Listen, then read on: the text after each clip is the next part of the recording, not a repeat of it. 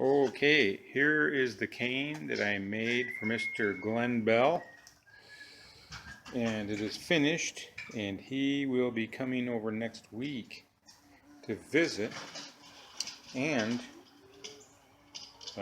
pick this thing up. And I have the biggest yellow jacket buzzing around with me, and I'm telling you what, I don't like it. Okay, just go away, go away, go away. Usually those things don't bother me, but that's a big one. He's ruining my video.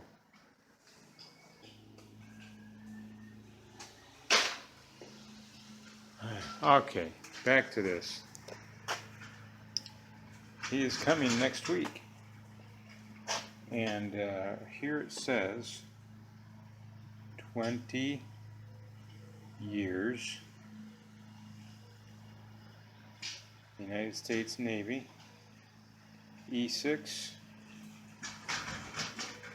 DC-1. I forget what that stands for.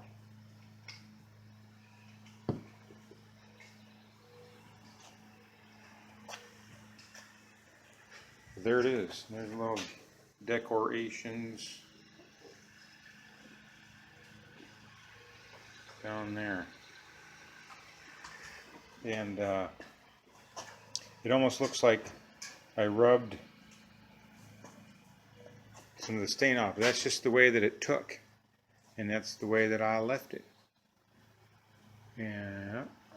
You see that hole? I got to daub in some stain in there, but I ran out of lacquer. I had just enough to do this thing, and I ain't gonna be buying no more. That stuff is expensive. So anywho, I will be posting this along with the video of when he comes. So when you see this, you will see him. All right.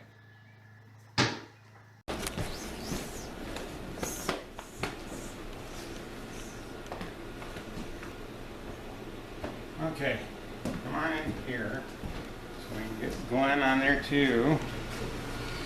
I have a sticker for you. That's my stickers, as you know. Everybody, this is Glenn Bell, and he contacted me through Cutworm because he saw a Cutworm open cane that I gave him, and asked if I would make him one, which I was proud to do. I was going to carve one of your ships in here, but I found out I'm not an artist. I've always known that, but I did put 20 years, right? Yeah. U.S. Navy, and E6 and DC-1, and I forgot what that means. Damage control first class. Damage control first class.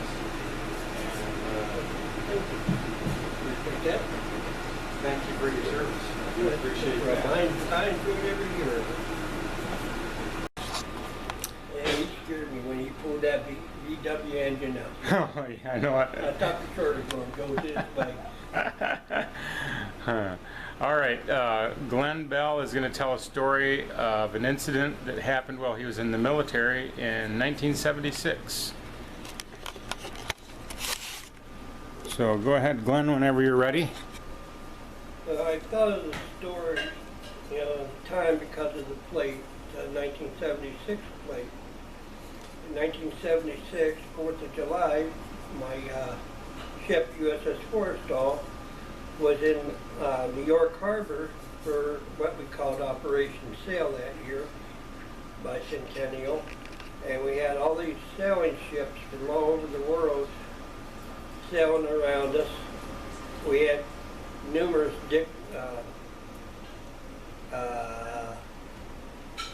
dignitaries on board. President Ford, Princess Grace, several others. And Princess Grace had her two daughters with her, Princess Caroline and Princess Stephanie. And they were young kids. They were the girls were running down the passageway. As I came around the corner, I was carrying a box of leaflets to pass out to the dignitaries up on the flight deck. And Princess Grace was coming down the passageway, and her two daughters.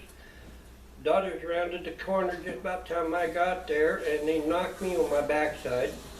Leaflets went flying everywhere.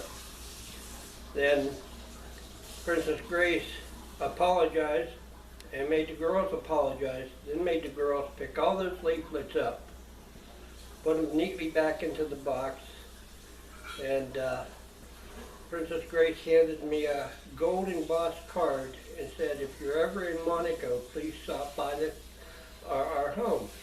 And okay. I mean, I was just a young kid, maybe 19, and I thought, I'll never be in Monaco.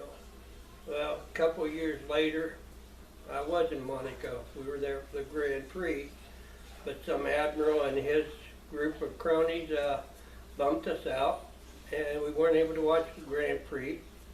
So I told my buddy BJ, hey, let's go up to the castle where Princess Grace lives. So we went up, showed the card. He made a bet with me that they weren't going to let us in. But I showed the card that I carried in my wallet to the guard. He called the residence. They sent out an escort and escorted us in. We had lunch with them.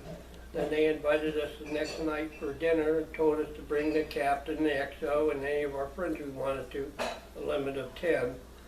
So decided to bring a couple other guys and our officers and a couple of chiefs, and we went up. We had dinner. We had a great time.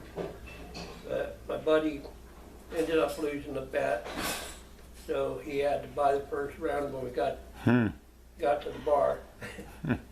But yeah, it was a great time. I enjoyed my time in the service.